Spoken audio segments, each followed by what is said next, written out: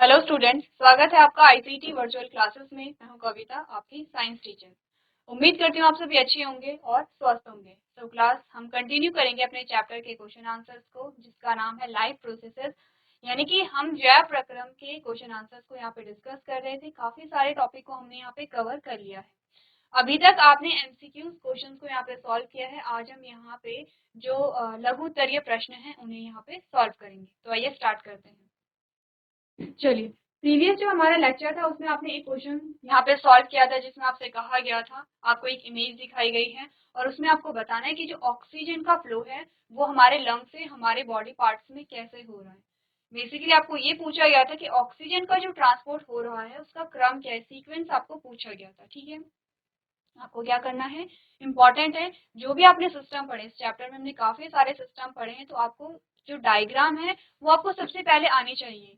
कौन सा पार्ट कहाँ पे आता है, लेवलिंग आपको आनी चाहिए। और जब आप प्रोसेस पढ़ते हैं तो उस प्रोसेस को आपने देखने की सीक्वेंस क्या है वहां पर। तो जब आप अच्छे से डायग्राम को समझेंगे तभी आप क्या करेंगे, बॉडी पार्ट्स को समझेंगे और तभी आप सीक्वेंस को समझ पाएंगे। तो आपने क्या कहा कि जब भी यहाँ पे जो ऑक्सीजन का ट्रांसपोर्ट है वो कहाँ से शुरू होगा, आपने कहा लंग से शुरू होता है और हमारे हर एक सेल्स तक पहुंचता है। ठीक है, सबसे पहले आपने क्या किया, ऑक्सीजन को कंज्यूम किया। आपने क्या किया, ऑक्सीजन को कंज्यूम किया, यानी कि आपने क्या किया, सांस ली, आपने ऑक्सीजन को इंटेक किया।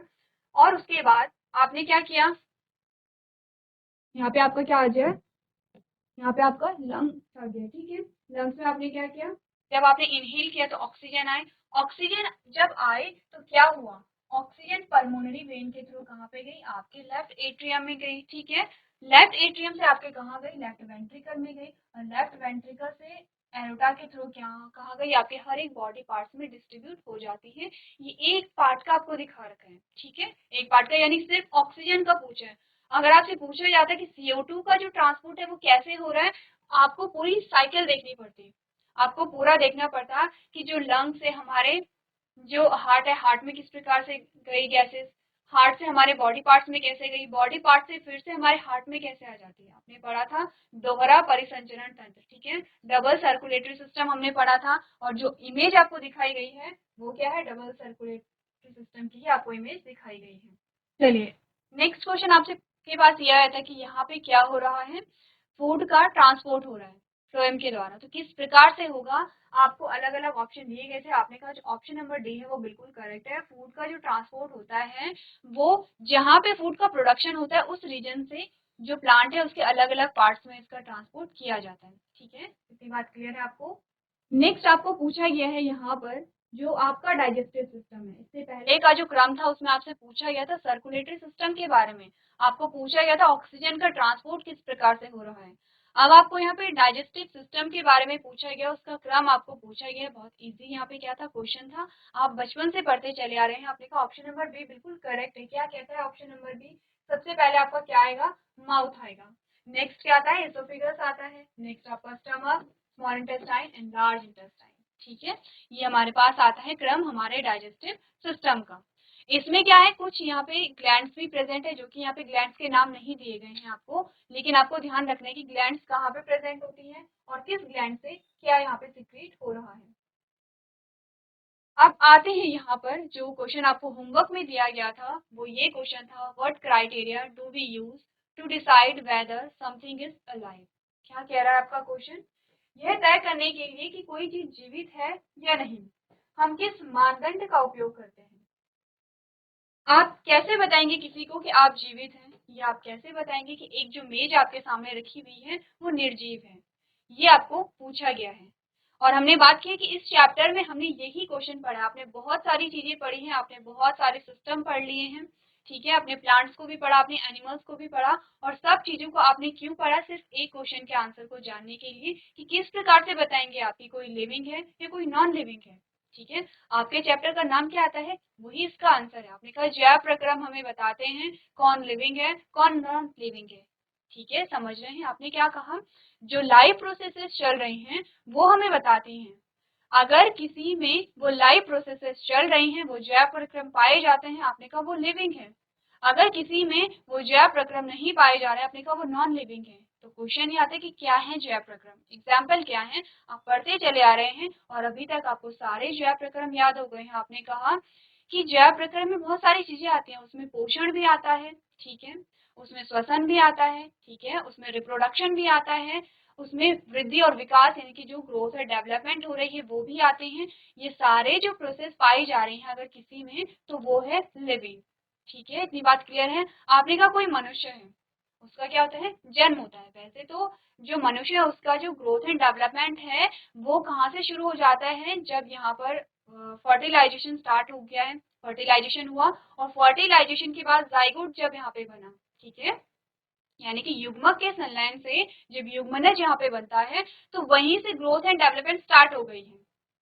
लेकिन हम बात करेंगे, हमने कहा आफ्टर बर्थ, जो कि हमारी चीजें जो हमारे सामने हो रही हैं, जो हम देख पा रहे हैं, हम एनालाइज कर पा रहे हैं। आपने क्या कहा कि कोई न्यू बॉर्न था और वो बहुत छोटा सा आपको दिखाई देता है। आप देखते हैं कि उसमें बहुत सारी चीजें आपको देखने को मिलती हैं, उसमें गति पाई जाती है, उसमें सेंस होते हैं, वो रोता है, वो खाना भी खाता है, पोषण भी हो रहा है उसमें, ठीक है, पोषण हो रहा है यानी कि वो भोजन को ग्रहण कर रहा है। आपने देखा वो सांस भी ले रहा है, ठीक है, आपने कहा कि इसकी ग्रोथ भी हो रही है, इसका डेवलपमेंट भी हो रहा है।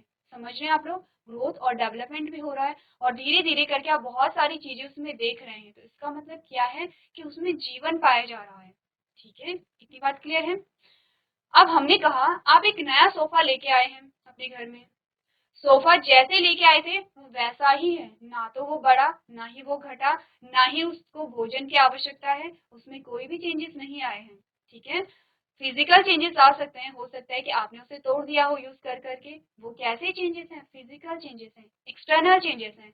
जब भी बात होगी यहाँ पे लिविंग की, जब भी बात होगी लाइफ की, यहाँ पे जो चेंजेस आते हैं वो इंटरनली होते हैं। जैसे कि अभी अगर हम बात करें, कोई एक न्यू बॉर्न था, हमने कहा एक न्यू बॉर्न है, ठीक है, एक नवजात है। अब नवजात में हमने कहा कि इसमें ग्रोथ भी हो रही है, इसमें डेवलपमेंट भी हो रहा है, इसमें सेंसेस भी हैं, ये रोता भी है, ये खाना भी खाता है, ये सब कुछ कर रहा है, हाथ पैर को हिला रहा है, ठीक है। अब यहाँ पे जो ग्रोथ आ रही है तो वो कैसी ग्रोथ है, ठीक है, किसकी बात हो रही है, ग्रोथ की बात हम कर रहे हैं।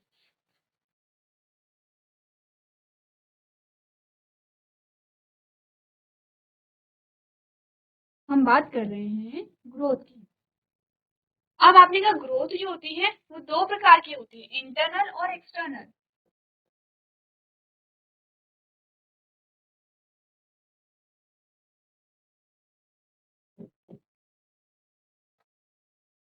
दो प्रकार की क्या होती है, ग्रोथ होती है, इंटरनल होती है, एक्सटर्नल होती है। इंटरनल को आप कहते हैं आंतरिक, एक्सटर्नल को आप कहते हैं बाहरी, ठीक है, दो प्रकार की वृद्धि होती है। अब जब हमने पढ़ा था, जब आप लाइफ प्रोसेसेस को पढ़ रहे थे तो आपने ग्रोथ को भी पढ़ा था वहां पर, और आपने कहा था कि ग्रोथ क्या यहाँ पे ज्या प्रक्रम है या नहीं है, यानी कि ग्रोथ क्या हमें बताती है कोई लिविंग है कि नॉन लिविंग है, दोनों चीजें आती हैं। देखिए ग्रोथ की अगर बात की जाए, सिर्फ ग्रोथ की अगर बात की जाए तो ग्रोथ दोनों में होती है, ग्रोथ किसी लिविंग में भी हो रही है, ग्रोथ किसी नॉन लिविंग में भी हो रही है। डिफरेंस क्या आता है कि किस प्रकार की ग्रोथ हो रही है, क्या इंटरनल ग्रोथ हो रही है या एक्सटर्नल ग्रोथ हो रही है। सबसे पहले बात करेंगे एक्सटर्नल ग्रोथ की, ठीक है, सबसे पहले क्या बात करेंगे, एक्सटर्नल ग्रोथ की बात करेंगे। आपने कहा कोई पत्थर है, ये आपके पास कोई पत्थर है, अब ये पत्थर है, यहाँ पे बहुत टाइम बीत गया है, बहुत साल निकल गए हैं। अब इसमें क्या हुआ, मिट्टी जो आई होगी, जो धूल मिट्टी आई होगी, कुछ पत्थर के कंकड़ आए होंगे और ये क्या है, इसके बाहर जमा होते जा रहे हैं, एक्यूमुलेट होते जा रहे हैं, इस प्रकार से ये क्या हो रहा है, एक्यूमुलेट होता चला जा रहा है, ठीक है। क्या होता है, आंधी तूफान चल रहा है, मिट्टी के कण आते हैं, बारिश आए, पत्थर के कण आए और इस पत्थर से जुड़ गए हैं, और आपने कहा कि ये जो पत्थर है ये बड़ा हो गया है, पत्थर क्या हो गया है, बड़ा हो गया, कह सकते हैं इसकी ग्रोथ हुई है। वृद्धि किसे कहते हैं, आकार का बढ़ जाना, सिंपल सी बात है, आकार का बढ़ जाना ही वृद्धि है। आपने कहा कोई बहुत छोटा था, उसके बाद आपने बहुत टाइम बाद उसे देखा तो वो बड़ा हो गया था, उसकी हाइट बढ़ गई थी, आपने क्या कहा, आपकी वृद्धि हो गई है, आपका आकार बढ़ गया है। आकार बढ़ा है यहाँ पे तो क्या कहेंगे, ये जो आकार बढ़ा है ये कैसा बढ़ा है, आपने कहा ये बढ़ा है एक्सटर्नल, बाहरी रूप से बढ़ा है। ऐसा तो नहीं हुआ कि पत्थर के अंदर की कोई चीजें बढ़ रही हैं, पत्थर के अंदर जो मिट्टी के कण हैं, देखिए पत्थर किससे बना है, मिट्टी के कणों से ही बना है, तो ऐसा तो नहीं हुआ कि पत्थर के अंदर जो मिट्टी के कण थे उनमें वृद्धि हुई है, उनमें डिवीजन हुआ है। डिवीजन समझ रहे हैं आप लोग, विभाजन हम पढ़ते हैं। हमने कहा कि जब भी यहाँ पे वृद्धि की बात होगी, जब भी हमने कहा ग्रोथ की बात होगी, लिविंग की बात कर रहे हैं। जब भी डेवलपमेंट की बात होगी, आपने कहा यहाँ पे डिवीजन होता है तभी जाके यहाँ पे क्या होता है, ग्रोथ पाई जाती है, डेवलपमेंट पाया जाता है। आपने कहा कि जो आकार है, जो आकृति है, अगर वो बढ़ रही है तो उसमें क्या होता है, सेल डिवीजन होता है। जैसे कि आपने कहा कोई न्यू बॉर्न है, छोटा सा था, अब वो बड़ा हो रहा है, वो बड़ा हो रहा है, उसका आकार बढ़ रहा है। तो कैसे बढ़ रहा है, क्योंकि वहां पे सेल डिवीजन हो रहा है, ठीक है, कोशिका विभाजन हो रहा है। कोशिका विभाजन में क्या होता है, समझते हैं आप लोग। आपने कहा कोई एक सेल है और उस सेल से क्या बनी है, यहाँ पे 4 सेल बन गई है, ठीक है, एक सेल से 4 सेल बन गई है, क्या है, डिवीजन है, ठीक है। डिवीजन आपने क्या है, आपने पढ़ा होगा डिवीजन किस प्रकार से होता है, बहुत लंबी प्रोसेस होती है। जब आप हायर क्लासेस में जाएंगे, 11th 12th में आप पढ़ेंगे सेल डिवीजन, सेपरेट चैप्टर आपके पास आता है, सेपरेट टॉपिक आपके पास आता है। और आप देखते हैं कि जो यहाँ पे सेल का डिवीजन होता है वो 24 घंटे का टाइम लेता है, ठीक है। 24 घंटे में बहुत सारी प्रोसेस चलती हैं, अलग अलग चीजें होती हैं, अलग अलग स्टेप होते हैं। कहीं पे प्रोटीन का क्या नंबर इंक्रीज हो रहा है। देखिए हमने क्या बात की थी, कोई भी सेल अगर यहाँ पे डिवाइड कर रही है, एक सेल अगर बहुत ज्यादा सेल में डिवाइड कर रही है, कैसे डिवाइड करेगी, सबसे पहले सेल के अंदर जो भी मटेरियल है, चाहे आप कहें कि जेनेटिक मटेरियल है, चाहे आप कहें कि वहाँ पे सेल ऑर्गेनेलीज है, उनका जो अमाउंट है वो डबल होगा पहले, ठीक है। अगर ऐसा नहीं होता तो सोचिए फिर क्या होता, एक टाइम के बाद सेल डिवाइड ही नहीं होती, क्योंकि सेल छोटी होती चली जाती। आपने एक रोटी को 2 पार्ट में अगर डिवाइड किया है तो वो छोटे पार्ट आपके पास आ गए हैं, फिर आपने एक पार्ट को लिया, फिर उसके पार्ट कर दिए, फिर आपके पास छोटे छोटे पीस आ गए हैं, और एक टाइम पे आपके पास एक ऐसा पीस आएगा कि उसे आप डिवाइड नहीं कर पाओगे। क्या हो गया, अगर यही सेम हमारी बॉडी में चलता तो हमारा जो डेवलपमेंट है वो रुक जाता, लेकिन ऐसा नहीं होता है। क्या होता है, सेल के अंदर का जो मटेरियल है वो पहले डबल होगा, ठीक है, डबल होता है, उसके बाद सेल डिवाइड होती है, फिर से आगे ये प्रोसेस चलती चली जाती है। तो सबसे पहले क्या हो रहा होगा, अलग अलग स्टेप हो रहे हैं, कहीं पे प्रोटीन का जो अमाउंट है वो डबल हो रहा है, कहीं पे सेल ऑर्गेनेलीज का जो अमाउंट है वो डबल हो रहा है, कहीं पे जो डीएनए है उसमें रेप्लिकेशन हो रहे हैं, ठीक है। और इसी प्रकार से क्या होती है, सेल डिवाइड करती है। तो यहाँ पे हमने क्या कहा, ये सेल डिवाइड कर रही है, कहाँ पे प्रोसेस हो रही है, हमारी बॉडी के अंदर हो रहा है। ऐसा तो नहीं है कि बाहर से हमने कुछ चिपका दिया है और तब हमारा डेवलपमेंट हो गया, तब हमारी वृद्धि हो रही है, जैसे कि इस पत्थर की हुई है। इस पत्थर में अंदर से कुछ भी नहीं हुआ, अंदर कुछ भी नहीं हो रहा है, बाहर से चीजें ऐड हो रही हैं। कैसे ऐड हो रही हैं, बाहरी रूप से हो रही हैं, ठीक है। फिजिकली इसका जो आकार है, एक्सटर्नली जो इसका आकार है वो आपको बड़ा देखने को मिला है, लेकिन कैसी वृद्धि है, आपने कहा ये एक्सटर्नल है। तो किसका लक्षण है, आपने कहा नॉन लिविंग का है, ठीक है। किसका लक्षण है, आपने कहा ये है नॉन लिविंग का,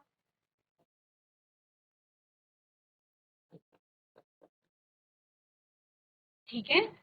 अभी तक आपने क्या समझा कि वृद्धि की अगर आप बात करेंगे तो वृद्धि दोनों में पाई जाती है, आपने कहा नॉन लिविंग में भी पाई जाती है और लिविंग में भी पाई जाती है। अब यहाँ पे सेल की बात हो रही है, आपने कहा ये किसका लक्षण है, आपने कहा लिविंग का, ठीक है, ये है लिविंग का, क्योंकि ये क्या है, इंटरनल ग्रोथ है,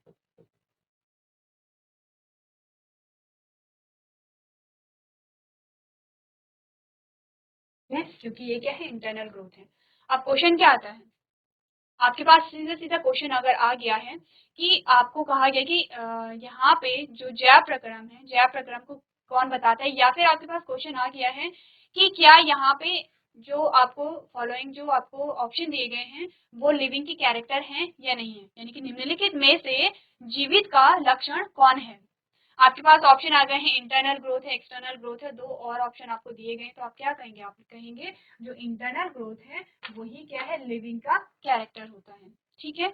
क्योंकि जो इंटरनल ग्रोथ है वो आपकी इंटरनली हो रही है, आपकी सेल्स वहां पे इंक्रीज हो रही हैं, ठीक है, आपकी क्या हो रही है, सेल्स इंक्रीज हो रही हैं। हमने कहा कोई न्यू बॉर्न है और अगर उसमें वृद्धि हो रही है, इसका मतलब उसकी जो सेल्स हैं वो डिवाइड कर रही हैं। आपने कहा कोई पत्थर है और उसमें क्या जो मिट्टी जम गई है उसका आकार तो बढ़ गया है, लेकिन वो कैसी ग्रोथ है, एक्सटर्नल ग्रोथ है, कैसा है, नॉन लिविंग है।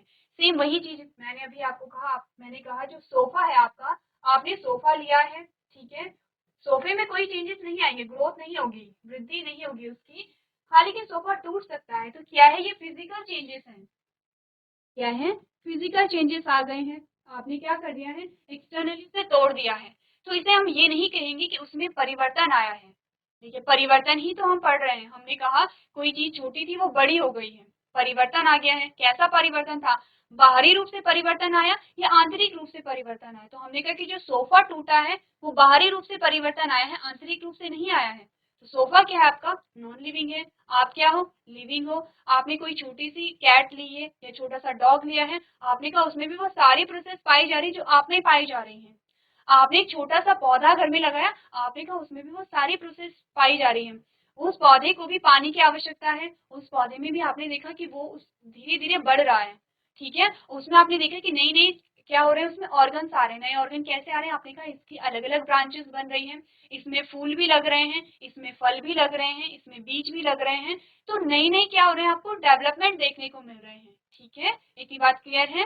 तो ये सारे ही क्या हमें क्या बताते हैं, हमें बताते हैं कि कौन जीवित है कौन जीवित नहीं है। आपके पास बहुत सारे एग्जाम्पल हैं लाइफ प्रोसेसेस के। तो क्या आपको बताया गया, आपने कहा walking, breathing, growth and other visible changes can be used to determine whether something is alive or dead। ठीक है, आपको कहा गया है चलना, सांस लेना, विकास और अन्य जो दृश्यमान परिवर्तनों का उपयोग निर्धारित करने के लिए किया जा सकता है कि कोई चीज जीवित है या नहीं है। बहुत सिंपल सी बात है, ठीक है। आपने कहा कोई भोजन कर रहा है, कोई सांस ले रहा है, तो क्या है इसका मतलब, वो जीवित है। नेक्स्ट आपने कहा however some living things will have changes that are not visible to our eye, hence the presence of life process is fundamental criteria to decide whether something is alive। तो कह रहे हैं कि हालांकि कुछ जीवित चीजों में ऐसे परिवर्तन होंगे जो हमें आंखों से नहीं दिखाई देंगे, इसीलिए जीवन प्रक्रिया की उपस्थिति यह तय करने के लिए एक बुनियादी मानदंड है कि कोई जीवित है या नहीं है। देखिए, कोई लिविंग है, उसमें कुछ कुछ कैरेक्टर पाए ही पाए जाते हैं, और वो सबसे पहला होता है न्यूट्रिशन, ठीक है। सबसे पहला होता है न्यूट्रिशन। दूसरी चीज आप रखेंगे यहाँ पे जो रिप्रोडक्शन होता है। दो चीजें पाई ही पाई जाती हैं।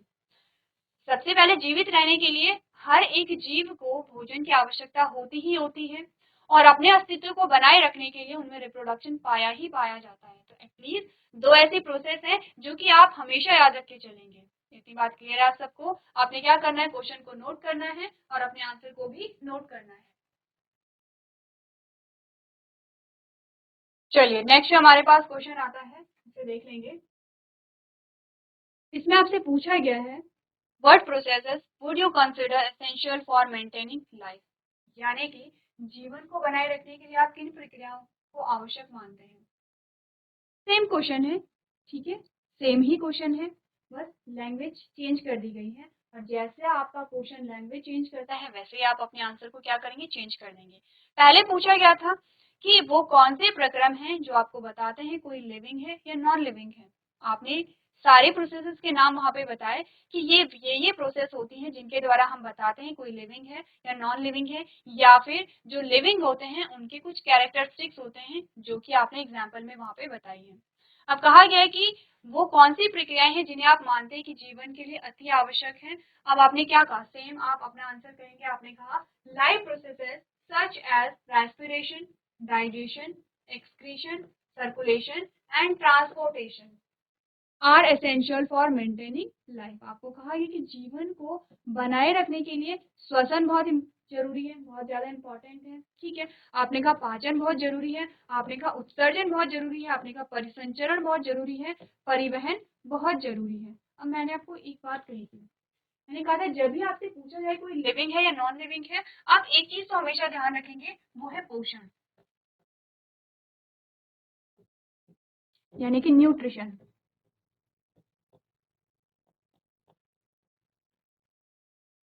ठीक है। पोषण यानी कि न्यूट्रिशन। अब मैंने कहा पोषण में क्या क्या चीजें आ जाती हैं। पोषण में सिर्फ खाना खाना नहीं आता है, बहुत सारी चीजें आ जाती हैं। पोषण में क्या क्या आता है आप पढ़ेंगे पोषण में, डाइजेशन, ठीक है, पाचन आप पढ़ेंगे, आ गया पाचन आपका यहाँ पे। अब आपने पाचन किया, पाचन के फलस्वरूप आपको क्या मिला, आपने कहा पाचन के फलस्वरूप आपको ग्लूकोज मिला था, लेकिन इस ग्लूकोज से ऊर्जा प्राप्त करने के लिए हमें ऑक्सीजन की जरूरत थी, ठीक है, हमें ऑक्सीजन की जरूरत थी। तो आपको क्या करना पड़ेगा, रेस्पिरेशन।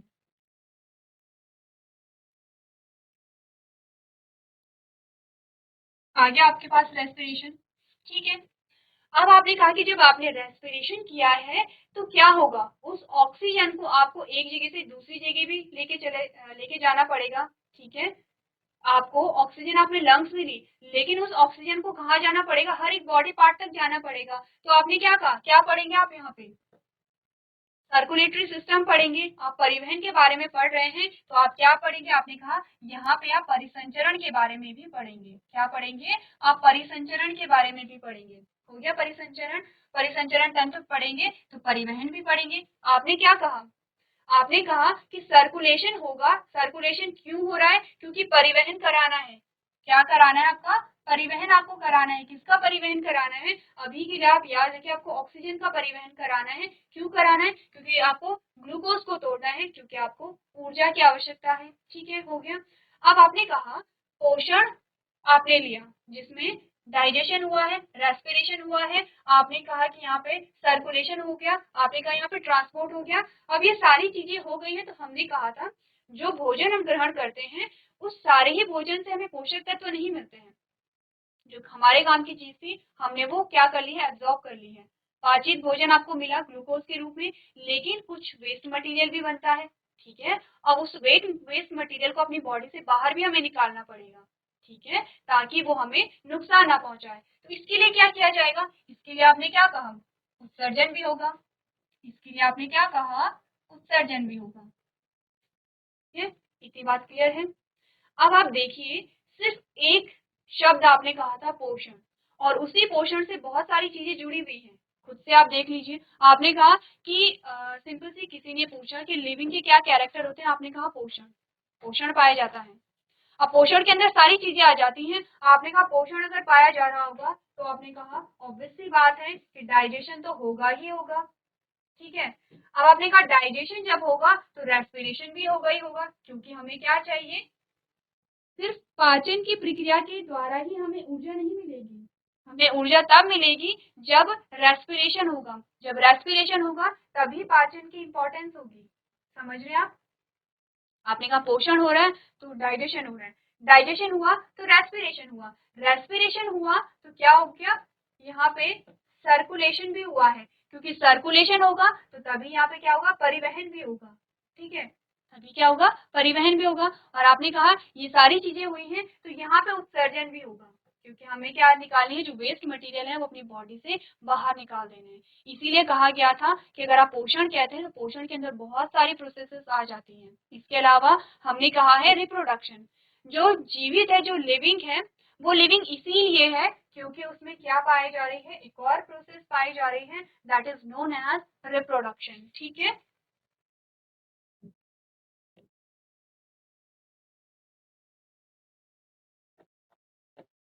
आप किसी चीज को लिविंग कह रहे हैं, आप किसी चीज के बारे में बात कर रहे हैं, इसका मतलब वो एग्जिस्ट करती है, वो अभी भी है। वो अभी भी है तो ऐसा नहीं होता है कि कोई जीव एक बार उसका जन्म हो गया तो वो हमेशा रहेगा। आप जानते हैं कि एक टाइम के बाद उसकी मृत्यु हो जाती है, लेकिन फिर भी वो जो स्पीशीज है, वो जो जाति है, वो बनी हुई है। क्यों बनी हुई है, क्योंकि रिप्रोडक्शन हो रहा है। किसका कैरेक्टर है, लिविंग का है। आपने नहीं देखा होगा कि कोई जो नॉन लिविंग थिंग है किसी पत्थर में या फिर रिप्रोडक्शन पाया जा रहा, आपने कभी नहीं देखा होगा ऐसा। ठीक है, तो ये सारी चीजें हैं जो कि आपको बताती हैं लाइव प्रोसेसेस के बारे में, कैसे आप चीजों को कनेक्ट करेंगे वो भी आप यहाँ पे देखेंगे। तो आप क्या करेंगे, अपनी कॉपी में आंसर को नोट करेंगे।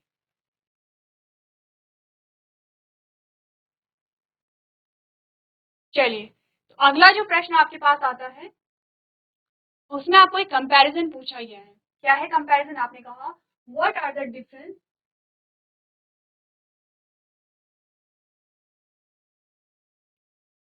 आपने कहा what are the differences between the autotrophic nutrition and heterotrophic nutrition. आपको परपोषी पोषण और स्वपोषी पोषण में अंतर को पूछा गया है। बहुत इजी है, सिंपल है, आप छोटे से पढ़ते चले आ रहे हैं। पढ़ लेते हैं क्या क्या अंतर हमें बताए गए हैं। सबसे पहले हमारे पास आता है ऑटोट्रॉपिक न्यूट्रिशन यानी स्वपोषी पोषण, और दूसरा आता है हेटेरोट्रॉपिक न्यूट्रिशन यानी कि परपोषी पोषण। तो सबसे पहले ऑटोट्रॉपिक न्यूट्रिशन में बताया गया है organism prepare its own food and is not depend on any other organism.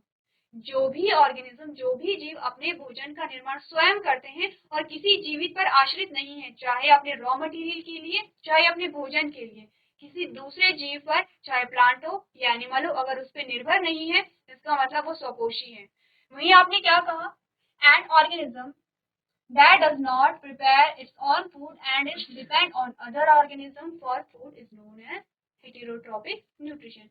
वो ऑर्गेनिज्म जिनमें क्या पाया जाता है, जो अपने भोजन के लिए किसी दूसरे पर निर्भर है, ठीक है, या फिर अपने भोजन की जो सामग्री होती है उसके लिए किसी दूसरे पर निर्भर है, तो उन्हें हम क्या कहते हैं, परपोषी कहते हैं, और परपोषी प्रकार का पोषण कहते हैं। सेकेंड आपको कहा गया food is prepared from CO2, water and sunlight. जो स्वपोषी पोषण होता है, आपको फोटोसिंथेसिस की बात कही गई है, CO2, water, sunlight, chlorophyll and आपको यहाँ पे बताया गया है कि इनकी वजह से क्या होता है, यहाँ पे इन चारों चीजों की वजह से यहाँ पे क्या होता है, ये अपने भोजन का निर्माण करते हैं।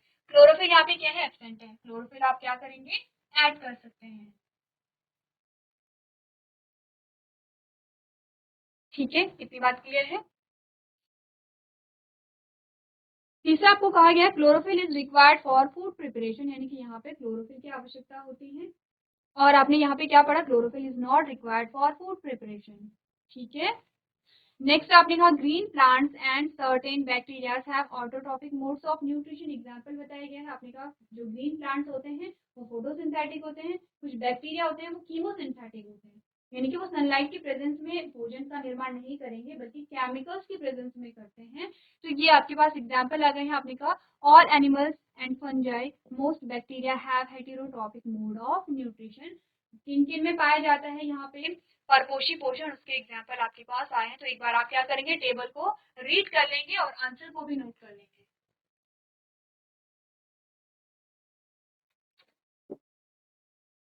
चलिए, नेक्स्ट जो क्वेश्चन आपके पास आता है उसे आप पढ़ लीजिए। उसमें आपसे पूछा गया है what is the role of acid in our stomach. हमारे पेट में एसिड का क्या काम है। अब आपने जब पढ़ा था डाइजेशन, डिटेल में हमने बात की थी डाइजेशन की, ठीक है, हमने देखा था अलग अलग पार्ट में क्या क्या हो रहा है, जो पाचक रस हैं वो कौन कौन से होते हैं और कहाँ पे किसका क्या काम है। तो आपको पूछा गया स्टमक के बारे में, ठीक है, यानी कि आपके आमाशय के बारे में पूछा गया है और कहा गया कि हमारे आमाशय में एसिड की क्या भूमिका होती है। तो सबसे पहले तो आपको ये पता होना चाहिए कि आपके स्टमक में एसिड होता है, ठीक है, कौन सा एसिड होता है, आपने कहा उस एसिड का नाम है हाइड्रोक्लोरिक एसिड, जिसे आप क्या लिखते हैं, HCl लिखते हैं, ठीक है, HCl लिखते हैं। क्या क्या फंक्शन होते हैं HCl के, आपको ये ध्यान देना है। जब आप पाचन पढ़ेंगे तो जो पाचक रस होते हैं उनके कामों को आपको देखना है।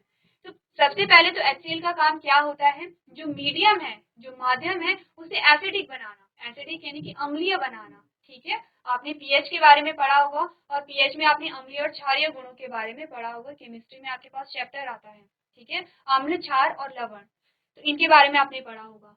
तो ये क्या करते हैं, सबसे पहले मीडियम को एसिडिक बनाते हैं, पहली बात हो गई।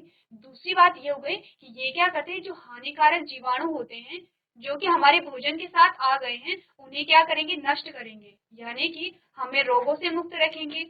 तीसरा ये क्या करेंगे, प्रोटीन के डाइजेशन में इंपॉर्टेंट रोल प्ले करते हैं, ठीक है। ये कुछ क्या आते हैं आपके पास फंक्शन आते हैं हाइड्रोक्लोरिक एसिड के, पढ़ लेते हैं क्या क्या चीजें आपको बताई गई है। आपने कहा HCl present in stomach dissolve food particles and create an acidic medium, ठीक है।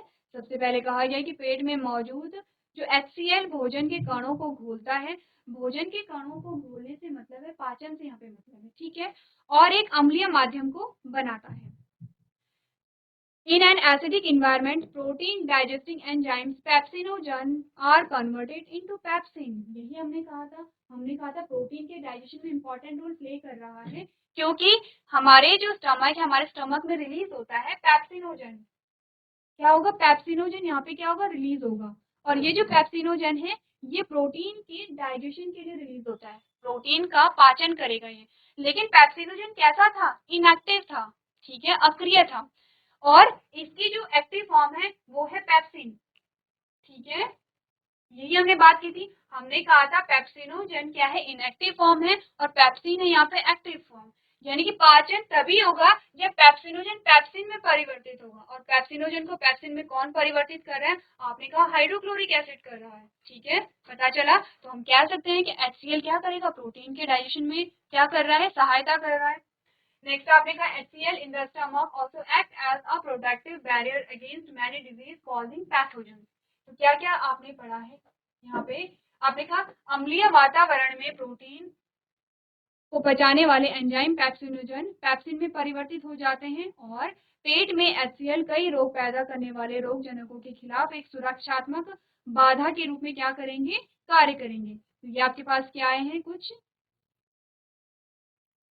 ये आपके पास आए हैं हाइड्रोक्लोरिक एसिड के फंक्शन, जो कि आपको क्या करने हैं? नोट करने हैं। पूरी लैंग्वेज लिखने की जरूरत नहीं है, आप क्या करेंगे? पॉइंट बना के लिखेंगे HCl के ये कार्य यहाँ पर होते हैं। चलिए, इसके बाद जो अगला प्रश्न आपके पास आता है उसे आप पढ़ लीजिए, जिसमें आपसे कहा गया है how are oxygen and carbon dioxide transported in human beings. Same question आपके पास आ गया जो आपने MCQ में क्वेश्चन सॉल्व किया था, जिसमें आपसे कहा गया था, उसमें सिर्फ एक पार्ट के बारे में आपसे पूछा गया था कि जो यहाँ पे ऑक्सीजन है उसका ट्रांसपोर्ट किस प्रकार से हो रहा है, वो क्रम बताइए। अब आपको पूछेगी कि दोनों का क्रम बताइए, इसका मतलब आपको क्या करना है? जो दोहरा परिसंचरण तंत्र है सबसे पहले वो ड्रॉ करेंगे। ठीक है, क्या है उसमें? क्या क्या चीजें ड्रॉ करेंगे उसमें? सबसे पहले आपको बनाना है यहाँ पर लंग्स। इस प्रकार से आपके लंग्स बने हैं, ये आपके लंग्स हैं। ठीक है, अब आप नीचे से क्या बनाएंगे? हार्ट बना लेंगे इस प्रकार से, ये आपके हार्ट बन गए। ठीक है, अब यहाँ पे क्या हुआ? हमारे बॉडी पार्ट से ब्लड आया,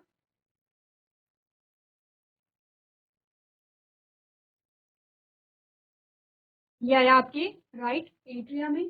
ठीक है, यहाँ से गया आपके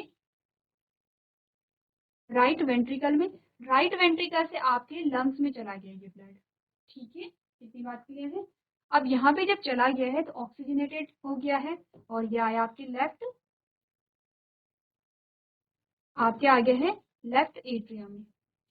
लेफ्ट एट्रिया से गया आपके लेफ्ट वेंट्रिकल में। मैं नाम नहीं लिख रही हूँ क्योंकि बहुत बार हमने क्या कर दी है, चीजें को डिस्कस कर लिया है, अभी तक आपको पता चल गया होगा किस पार्ट को क्या कहते हैं। अब ये गया लेफ्ट वेंट्रिकल में, लेफ्ट वेंट्रिकल से आपके बॉडी पार्ट्स में चला जाता है। ठीक है, इस प्रकार से आपकी जो आर्टरीज हैं वो क्या करेंगी? अलग अलग पार्ट में लेके चली जाएंगे। अब इसने क्या किया? अलग अलग ऑर्गन में क्या कर दिया है? ब्लड को भेज दिया है। ये आपकी जो आर्टरीज हैं ये अलग अलग जो ऑर्गन कहिए, टिश्यू कहिए, सेल कहिए, भेज दिया है यहाँ पर। जो ऑक्सीजन का परिवहन है वो यहाँ पर कर रहे हैं। तो क्या हुआ? ऑर्गन के पास गए, ऑर्गन को क्या दिया? ऑक्सीजनेटेड ब्लड दिया, यानी कि ऑक्सीजन दी। ठीक है, और उन ऑर्गन से क्या लिया? CO2 ले लिया। तो CO2 ले लिया तो क्या हुआ? फिर से आप ब्लू कलर में दिखाएंगे इसे। फिर क्या हुआ? ये ब्लू कलर में आप इस प्रकार से दिखाएंगे, इस प्रकार से। ठीक है, यही है आपका क्या? जो दोहरा परिसंचरण तंत्र है, और इसी के द्वारा आप दिखाएंगे कि कैसे आपने क्या किया यहाँ पे, जो ऑक्सीजन और CO2 का ट्रांसपोर्ट किस प्रकार से हुआ है। ठीक है, छोटा सा डायग्राम है, सिंपल सा है, एक बार आप डायग्राम को समझ जाएंगे आपको पूरी प्रोसेस ध्यान में आ जाएगी। तो आपने क्या कहा? आपने कहा oxygen and carbon dioxide are transported in human beings via the bloodstream. ठीक है, रक्त के द्वारा क्या होता है? इन दोनों का परिवहन होता है। Oxygen is carried to cells whereas carbon dioxide is carried away from the cells, यानी कि वो ऑक्सीजन को आप सेल्स को देते हो और सेल से CO2 को लेते हो। The exchange of gases takes place between the alveoli of the lungs and the surrounding blood capillary। ठीक है, आपने पढ़ा है एक्सचेंज किसके बीच में हो रहा है? ब्लड वेसल्स और जो एल्वेलाई है उनके बीच में हो रहा है। Oxygen is absorbed by the blood capillaries from the lungs alveoli by diffusion, while carbon dioxide is absorbed by the lungs alveoli from the blood capillaries by diffusion। ये है आपका ट्रांसपोर्ट किसके बारे में? ऑक्सीजन और CO2 के बारे में। तो इसी प्रकार से अब जब आप कोई भी क्वेश्चन को सॉल्व करेंगे तो कोशिश कीजिए कि जो रिलेटेड वहाँ पे डायग्राम है उसके थ्रू आप क्या करेंगे? डिस्क्राइब करेंगे, तो आपको ज़्यादा अच्छे मार्क्स वहाँ पर मिल सकते हैं। तो आज के सेशन में हम इतने ही क्वेश्चंस को करेंगे। आई होप इन क्वेश्चंस के माध्यम से आपके जो टॉपिक है वो क्लियर हुए होंगे। तो अभी तक क्लास में बने रहने के लिए आपका धन्यवाद।